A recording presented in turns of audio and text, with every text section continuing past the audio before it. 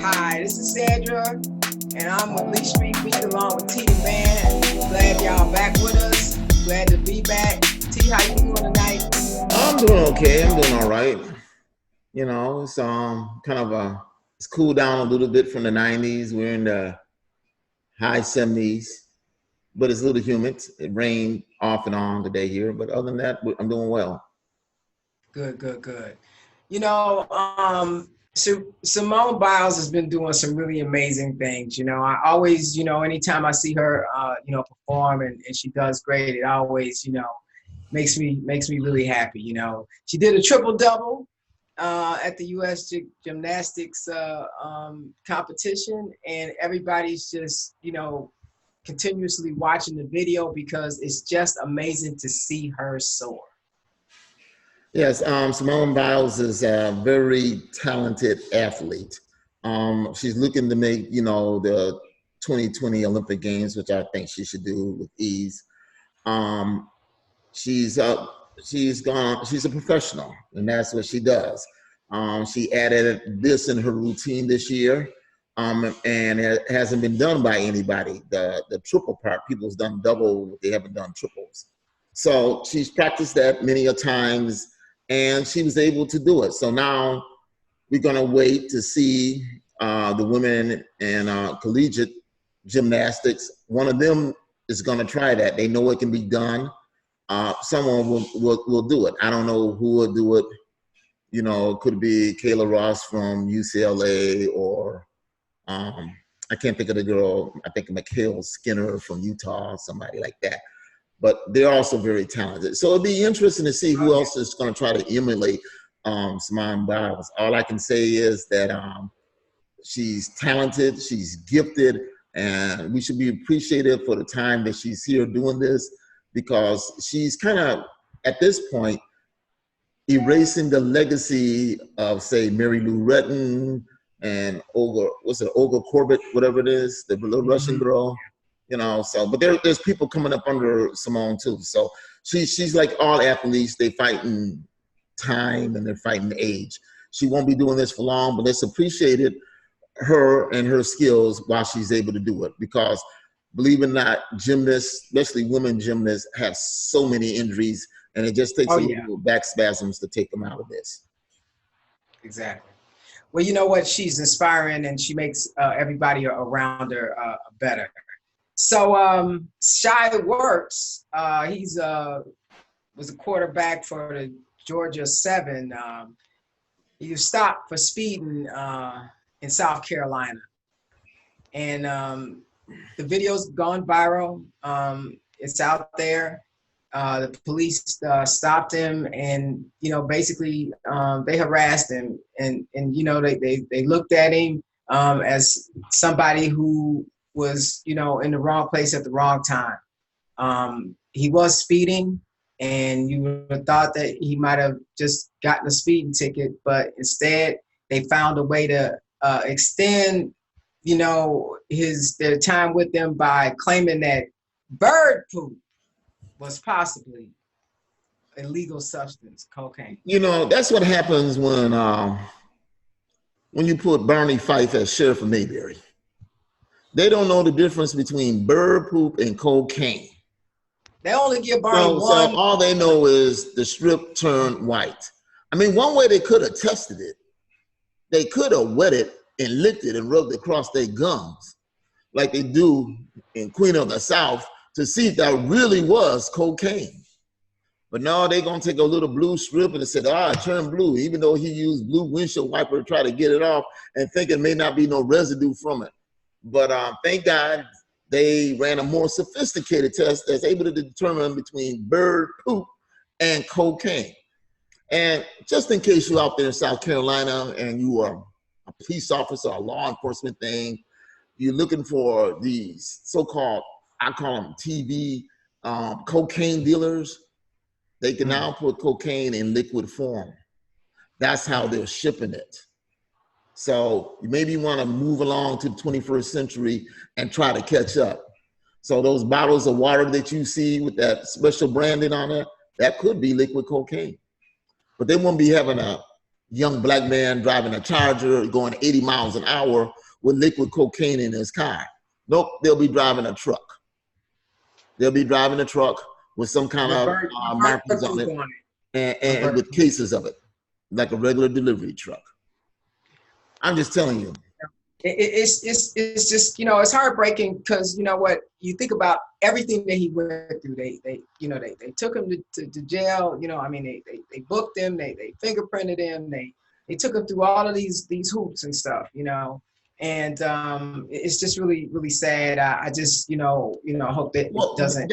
That's because they thought they caught a criminal. You know, they you know, it's not, you know, like, oh, I caught him, he was speeding and he had cocaine and we caught him, and, you know, like, all right, you got cocaine on your car. So what? You get charged for transporting what? Cocaine on your car? You don't know where it came from. Windshield, on your window of your car. Yeah, so that's not how it works. It's just, you know, it was but you know, I don't know. It could have been a simple stop, and it seems like they went out of their way to make sure that they humiliated him. Of course, you know, they're listening to this president. You know, everybody's a criminal. Every young black man is a threat to society. You know, we have this incident of this lady in Royal Oaks, Michigan. Stopped this man, called the police, and says that he's looking at her suspiciously. He wasn't following her. He was going about his own business. He turned to look at her to see who she was. She calls the police. The police come. They says, what did he do? He looked at me suspiciously. And then when people showed up with video cameras, how does that look? You know, they tell people there's nothing here, go on. Well, there's nothing there, why are you stopping the man? The man wasn't stalking the woman was stalking the man. You know, I mean, this is what happens when you get people educated at Trump University, Trump High School, a Trump Middle School, and they have a whole Trump education. They're paranoid. I'm not saying there's not real threats in the world and there's real dangerous criminals in the world, because there is. But you gotta learn how to distinguish that somebody minding their own business, walking down the street, looks back at you, wondering why he's staring at him and keeps going, and you're gonna call the damn police. If he was following you, if he made threatening gestures towards you, yeah, call the police. Nobody's stopping you there. But if he turned and look at you and say hello and keep walking, you gonna and talking about he looks suspicious. Lord help you. That's crazy.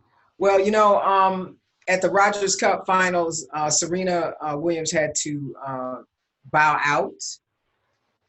She was playing a 19-year-old, but she retired because she was experiencing back spasms. You know, this season has been very challenging for Serena. You know, I think that, you know, she's probably done better this year than she did last year, because even though she struggled, she has, you know, come up in some finals, you know. But she did have to retire. She's got back spasms, and US Open is coming up. So I just want her to get well so that she can, you know, go to you know, New York and finish the season out, you know, real big. Well, I would like her to finish out, win another tournament, a major tournament, you know, to add to her legacy. But the fact of the matter is, Serena's getting old. The players are younger. The players are a lot better when she was that age. So she has a lot more competition. And the truth be told, while she works out, Serena is not in, I would say, prime, pristine condition to be playing to the top of her game. And one reason why she never had to be that way is because she had a God-given talent. And that goes for both the Williams sisters. It wouldn't hurt Serena to get some quickness in her game, but she's getting older now. Her knees is probably hurting. She got a baby she got to care for. There's a whole lot of other factors and nuances going into that. And she's not 19. She's not 20. She's not even 30. I mean, so that takes a toll on the body, and the body wears down. I think maybe her losing 15 pounds would probably help her gain some, but maybe not, you know. But she's still a force to be reckoned with. I think she can do it. Oh, she's going to have to work harder. Don't do not sleep on her. She just whooped her ass the other day. Got her back. Yeah. Yeah, don't sleep on her. Don't think she's done yet. Yeah. No, she's not done. She'll be back. Well, the president's friend, Jeffrey Epstein, was left alone, had been put on suicide watch, but was taken off suicide watch, was left alone. The people who were supposed to be looking after him at this facility, this federal facility, they were asleep. In fact, of the two people that were supposed to have been overseeing the inmates, only one of them was a correctional officer. The other person wasn't even a correctional officer. And so now we have this inept situation going. Donald Trump needs cover. His name has been mentioned with Jeffrey Epstein a whole lot of times. There's a lot of powerful people whose names are associated with Jeffrey Epstein, and now the man is dead. And Bill Barr is heading up the investigation, and that's just like, sticking the, rooster in there with the chickens. I mean, I don't really, believe anything that's gonna come out of his mouth. They're gonna be a whole lot of fertilized eggs. That's what's gonna be happening. Bill Barr, he's Trump's cover man. I mean, connect the dots. People just stop, look at the nuances. Nobody benefits more from this than Donald Trump. Donald Trump, this was his buddy for 19 years. They ran together. They did things together with these women. Jeffrey Epstein is kind of like, Jeffrey Epstein is kind of like R. Kelly. He wants to record people's sex acts. And I'm quite sure that he's recorded Trump's. Now, don't think that Trump sat up there in that White House and asked, did you find any tapes of me? The answer probably was, we didn't find the tapes yet. So the person who benefits more from Epstein being dead is Donald Trump. And the reason why he's dead is because of Donald Trump. There's no other person. Listen, El Chapo was a high value target. You think them drug dealers didn't want him dead? No, but you see, they put him in the same jail, and he was secure. Nothing happened to him, and for him to like El Chapo's broken out before too. That's why they put him in that jail. Right, yeah, And so now you're gonna say this man Epstein, he tried suicide. We're gonna take him off suicide watch so he can, and because everybody knows that it's gonna be a benefit to them, all these men, and just let me say this. And women too, because there were some women that are implicated with recruiting these young girls. And they can't find her. They can't find her. Oh, they can't find her. Yeah. They can't find her. She's missing somewhere in Europe. They don't know where she is. I bet quite a few of them gonna get missing, because this is still a situation. Even though Jeffrey Epstein is dead now, it's still a situation. They've come out and said that people that are associated with this don't think that don't think that you're safe. These girls are here. They have suffered. Here's part of the propaganda that Bill Barr wants you to believe. If these acts took place with these underage girls, they may not have taken place in the United States.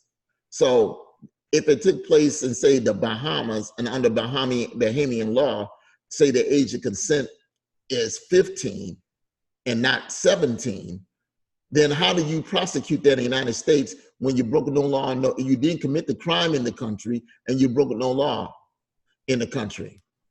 So it gets a little tricky. All I know is that one of the girls came out and said it happened when she was 14, so he would be guilty on all. Essentially, he said that it happened when she was 14, but Epstein is dead. And I'm quite sure before he died, he denied. So. Well, you know what, the problem with that is that Epstein, probably, to the, utmost degree, much more than R. Kelly. He was a person who videotaped, he had his whole house wired. Right. And he videotaped everything all the time. They went to his home in the Virgin Islands. That evidence is in the hands of, the people who they got some. Supposedly. I'm quite sure. Let me tell you something. If there's somebody prominent they would have had that stuff out because they weren't gonna wait. They weren't gonna wait, especially Trump's political enemies. If Bill Clinton is on that, they wouldn't wait. If it's a Democrat on there like Bill Richardson, they wouldn't wait.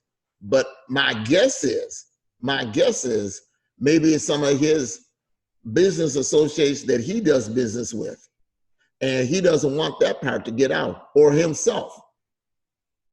There's a myriad of different people who would want to see him not be alive and talking. Yeah, no, but the biggest beneficiary of this is Donald J. Trump. He's the biggest beneficiary, and he let this happen, and he wasn't sad. He didn't say, "Oh, you know, a travesty of justice that he hung himself." He said, you know, all he talked about was Clinton. So he's deflecting. He does that every time. He doesn't want to talk about when he was there. He just want to put the thing on somebody else. He don't want nobody to ask him about Epstein. That's it, you know. So my thing is Epstein and Trump, they join at the hip. Yeah, you know, I believe at the end of the day, you know, what's done in the dark shall come to the light. So you know what, it may come to light, but what different good is it come to the light? I mean, we know the darkness that Trump has done is in the light, but you know what? He ain't being held accountable for it.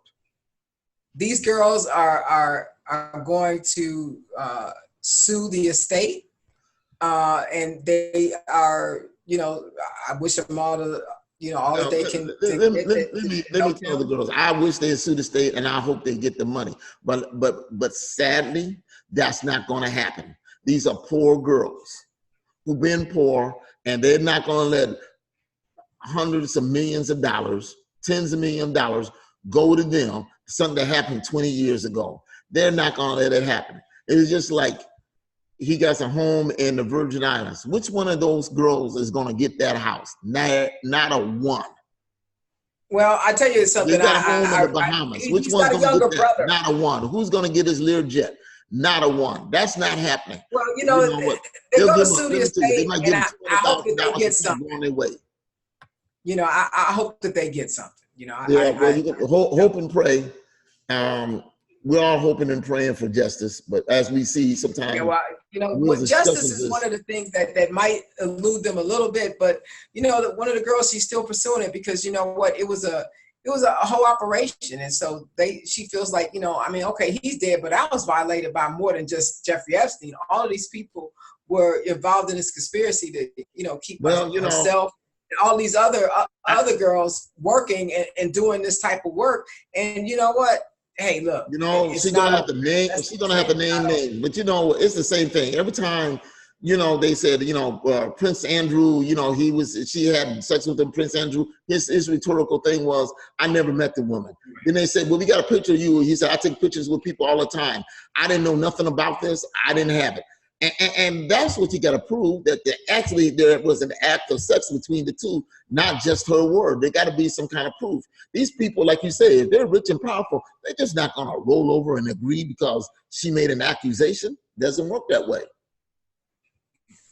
Well, you know what? It's going to still be keep being in the news, and as more details come out and more evidence is brought out, you know, we'll see what happens, you know. Yeah. So, you know, you was talking earlier, you know, and you brought up Todd Chrisley and Julie, you know, and, you know, you were like, yeah, you know, they've been, you know, scamming the government and everything. I said, yeah, well, you know, I read that they are actually in jail. Right now. I just read a later update. They had a bond. Each had $100,000 bond, but it was a non-secure bond. Basically, it's like an I bond. So he just write out. But if they don't show up, they got to each pay $100,000, and they're limited to Georgia and Tennessee, and it has to be cleared with a parole officer. So that's yeah, because I think they live in Tennessee now. Yeah, Nashville. And well, you know, I'm not gonna lie. I find them to be annoying. I find their family to be a little bit annoying. They are. I'm not that discerning of a TV watcher, nevertheless. They can't hold my attention for more than about 15 minutes because they just get on my nerves. But, if y'all been, going out and, grabbing the bag and not paying Uncle Sam, I mean, these are choices, and you know what? You need to make better choices. So well, they said apparently they forged loans from the bank. They didn't pay taxes. They made money. They didn't pay taxes on that. I'm just gonna say, they in trouble. As many people have problems getting loans from banks, and the fact that you can forge stuff and get you some money, I don't know if I'm gonna really hold you accountable for that, because you got landlords and thieves and con men all in the banking industry. The fact that Donald Trump can get a loan after suing the bank, and then they just keep giving them, and Ty Christie can bring up forged papers and he can get a loan. All I can say is, well, you did a good job, because all the people I know who are hardworking and honest and say, hey, I need a loan, I'm a little behind, I need a little help, I can pay it back. And they tell me, well, either you ain't got enough assets, you ain't got enough credit, or you don't make enough money. And they got a whole mirror of things why to deny somebody. So in that case, Ty Christie, if you took some money from the bank and you shouldn't have, you know what? Hey, you my Robin Hood for the day. Well, you know what? When I was reading that him and his wife had actually been picked up and put in jail, I said, well, it's almost like, they lost their white privilege for a minute, it's like, okay, I thought, because like yesterday, I just thought, okay, they get in charge, they'll be. Did they pick them up and put them in the Fulton County jail? They're dropped out from their show. The show's like, we're done, no more, I guess they did 7 seasons. So, there's been a lot of ramifications for this behavior. And obviously, they got a lot of problems. I mean, hey, white people problems. Yeah, well, yeah. You know what? Everybody got problems. You got problems, I got problems, they have problems. And me and you do not want their problems. We don't have any tax evasion, lying to the bank problems. No, because when we lied to the bank, they just called us right out. I checked your income. Your boss said you don't make that kind of money. Your boss said. Boss said you don't make that kind of money. You get paid every 2 weeks. You get paid every 2 weeks. And you ain't bringing down no $1 million every time your check comes. That's what your boss told me. Yeah. Yeah, we did a debt ratio, and this you wouldn't even be able to eat. So now we good. Yeah. Whatever you trying to get, forget about it. Right.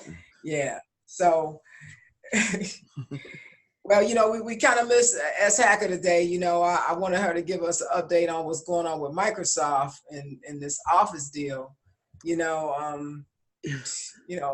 So old school. I talked to her. I forgot to ask her for the details so we could talk about it.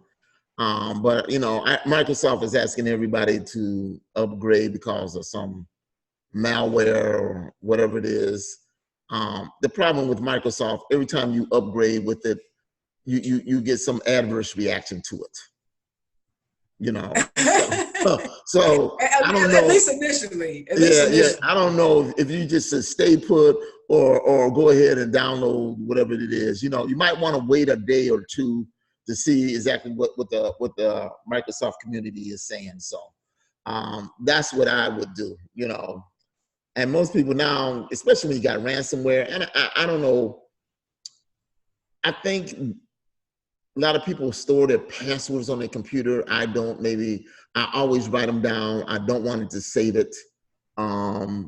Sometimes you forget, so I have to go to my old-fashioned way of bringing out my index card and seeing what it is. And because I change it a lot of times, so I have to scratch out the old and have what I leave the old and say, this is old and this is current, so I know who's who. Well, you can always just take a picture of your passwords, and then you'll have them with you. Yeah, well, the cameras and stuff, and people Wi-Fi, and and I don't know. Okay. I'm just more. Yeah, I just gone back to the. Listen, there's every reason to feel some kind of way about technology. So When I I want understand. to send you, like, say, a private note, I go to my carrier pigeon and write it and put it on his little leg and then just send it over there to you. And hopefully he won't get shot as a duck when he flies in. He better not be crapping on my car. You know how that goes down in Georgia. Yeah. It ain't no different than South Carolina. So, Growing up in Chicago, man, we got a lot of pigeons, man. A lot of pigeons. Yeah. And speaking of Chicago, I think like 35 people were shot or and 5 people died. Over the weekend. Yeah, it's a nonstop there's culture breaking news there. now. 6 cops were shot In Philly. In Philly, yeah, it's an active shooting going on right now. Yeah. And so but nobody was killed so far. I expect to hear soon that's a blessing. That the gunman he won't get a chance to surrender like the other mass murderers do. I think this is in a black neighborhood, so we'll see. Not really sure, but he shot 6 cops, and he's held up there. 4 women were released, so that was a good thing. Yes, hostages. Okay. Yeah, it's just unfortunate, this gun culture. When the Senate and the House reconvene, the first thing that they really need to do is really just make sure that they consider some serious gun legislation that's going to really help us try to feel a little safer. I really don't have any faith in Moscow Mitch. There is no faith with Donald Trump. I mean, he continues to say what he's going to do with gun reform, and then he always walks it back. So we just had some really, really horrible times. We continue to have them, and we'll find out what kind of artillery this guy's out here shooting cops with. We just live in a gun culture right now, and we really need to pull back and get some legislation in place, man. Because I'm telling you, man, it's scary out here. Yeah, it is. Well, you know what? I'm gonna tell you, if you really want gun legislation, I just tell every young black male between the ages of 18 and 55, go in there to a local gun store, run over to Indiana, Arkansas, wherever there's the gun laws are real lax, and tell them that you want to buy up all the AR-15s, all the assault rifles you got, and all the ammunition. That's all you got to do. And once they see a trend of that happening, they're going to put gun laws in place. Because last thing they want is a young black man armed with an assault rifle. You know what? It's the God's honest truth. I mean, it really is. I mean, I was listening to satellite radio, and they were talking about this, and they said, well, you know what? I'm not going to advocate that, all black people get strapped, but I'm going to advocate that all black people get a license to carry. And so if they see an increase of people, applying for licenses to carry, that, something that happened. I mean, you got to admit, I mean, when they didn't do anything about Sandy Hook and they killed, first graders, and these were all white kids. If they weren't going to do anything when the white kids got killed, you just had to say to yourself, this is crazy, but this feels different. And we have an election coming up, and the Republicans know that they have to be able to say something that they've done about gun control besides trying to pass a law about the boyfriend. In order for them to, have some kind of talking points during this election period. Yeah.